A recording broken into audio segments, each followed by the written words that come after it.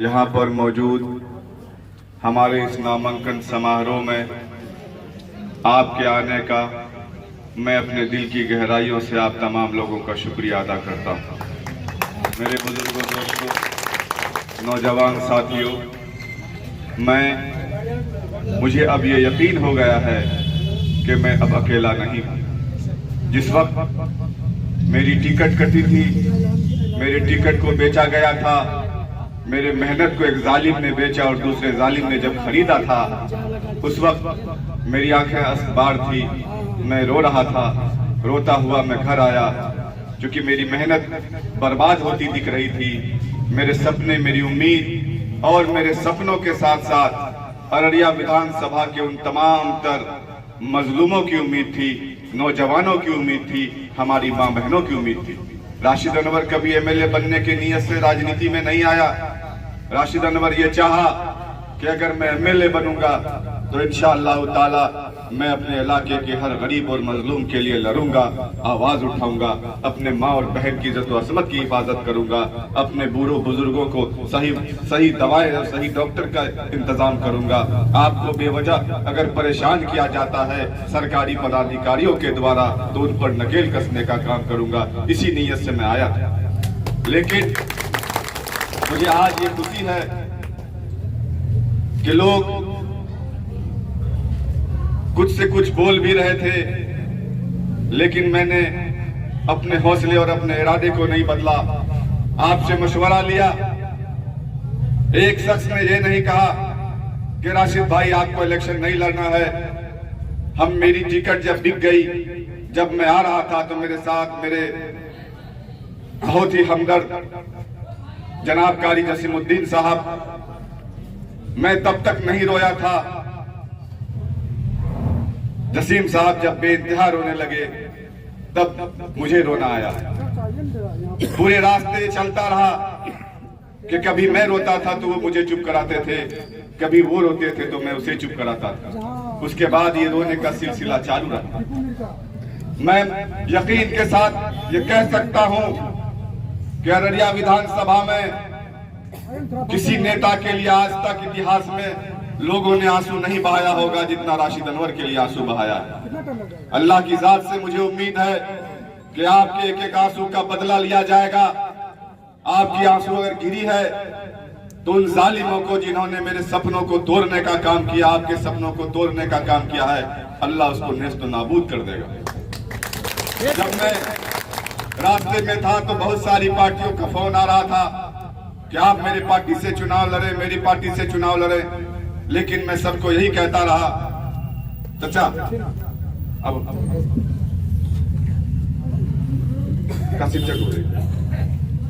मैं ये कहा कि मैं खुद का अकेला मालिक नहीं हूं, मैं कोई फैसले खुद से नहीं ले सकता हूं।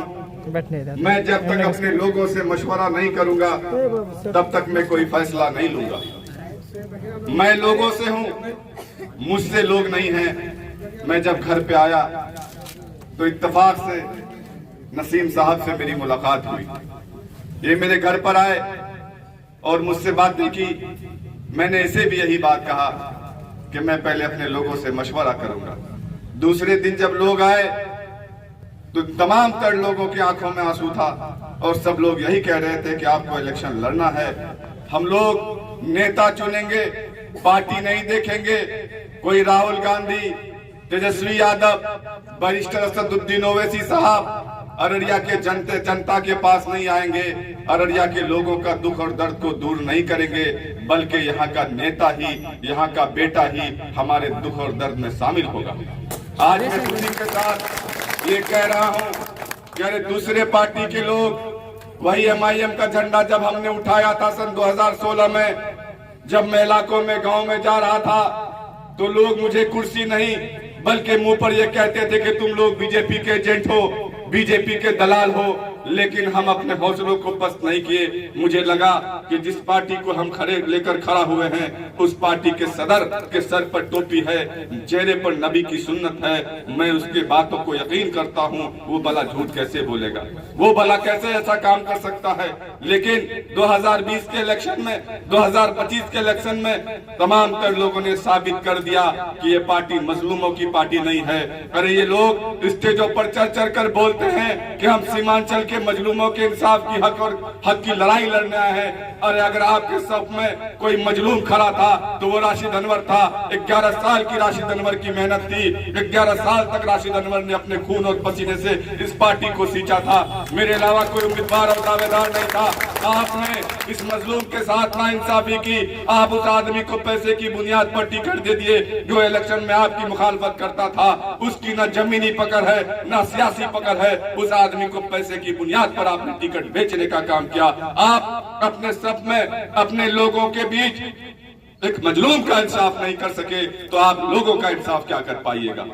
अख्तरुल ईमान को इस बात का डर लगने लगा था, चूंकि सर्वे में ये बात आ गई थी कि अररिया सीट MIM जीत रही है। अख्तरुल ईमान को ये लगा कि राशिद अनवर अगर चुनाव जीत जाएगा, ये बेबाक है, बोलने वाला है, किसी से डरता नहीं है। अगर ये जीत जाएगा, विधानसभा में कल को बोलेगा तो उसका कद बढ़ जाएगा और हमारा कद छोटा हो जाएगा। इसी वजह से उन्होंने मेरे टिकट को बेचने का काम किया। और अररिया के कुछ नेताओं ने मेरे साथ साजिश की। साजिश ये की कि बिस्किट का डब्बा इसके पास है, बिस्किट का डब्बा ही छीन लो, ना उसके पास बिस्किट रहेगा ना वो खाएगा, वो रोते रोते भूखे मर जाएगा। अरे तुम क्या मारोगे मुझे? तुमने तो हमारा टिकट बेचा, लेकिन वोट तो जनता देती है। जनता के दिलों में राशिद अनवर उतर चुका है। इंशाअल्लाह ताला राशिद अनवर कोई ऐसी, मैं आप लोगों से वादा करता हूं कि मैं जब तक जिंदा रहूंगा राशिद अनवर आपके इरादों और वादों पर खड़ा उतरेगा। राशिद अनवर के अंदर कभी तकब्बुर और घमंड नहीं आएगा। राशिद अनवर कभी आपको तकलीफ नहीं देगा, ये मैं वादे के साथ आपसे कहता हूं। आज मुझे बहुत खुशी हुई कि हमने किसी को फोन करके नहीं बुलाया, हमने किसी को 1 रुपया गाड़ी में तेल डालने के लिए नहीं दिया। ये तमाम तर लोग जो सुबह 9 बजे से 10 बजे से 50-50, 60-60, 80-80 किलोमीटर से चल के पूरे दिन से हमारा इंतजार कर रहे थे। आपके चेहरे की खुशी, आपके चेहरे की उम्मीद ये बताती है कि आप मुझसे कितना मोहब्बत करते हैं। मैं जनाब नसीम साहब का भी शुक्रिया अदा करता हूँ कि इन्होंने मुझे कहा कि राशिद भाई, अगर आप चुनाव लड़ेंगे तो मेरी पार्टी और कहीं चुनाव नहीं लड़ेगी, बल्कि हम आपको जिताने का काम करेंगे। हमारी पार्टी, हमारी टीम आपको जमीन पर उतर कर अररिया विधानसभा के एक एक गांव में जाकर आपके लिए वोट मांगेंगे और आपको जिताने का काम करेंगे। तो मैं नसीम भाई को भी वादा करता हूं कि राशिद अनवर के फितरत में धोखा नहीं है। राशिद अनवर ने अगर आपके पार्टी के दामन को पकड़ा है तो इंशाअल्लाह ताला मैं कभी आपके पार्टी को छोड़ने का काम नहीं करूंगा। अगर दूसरी पार्टियों की तरह आप भी मेरे सपने को तोड़ने का काम करेंगे तो बेशक उस वक्त भी मैं किसी और पार्टी में भी नहीं रहूंगा।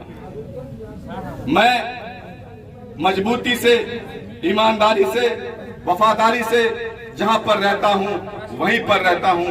मैं कभी वफादारी में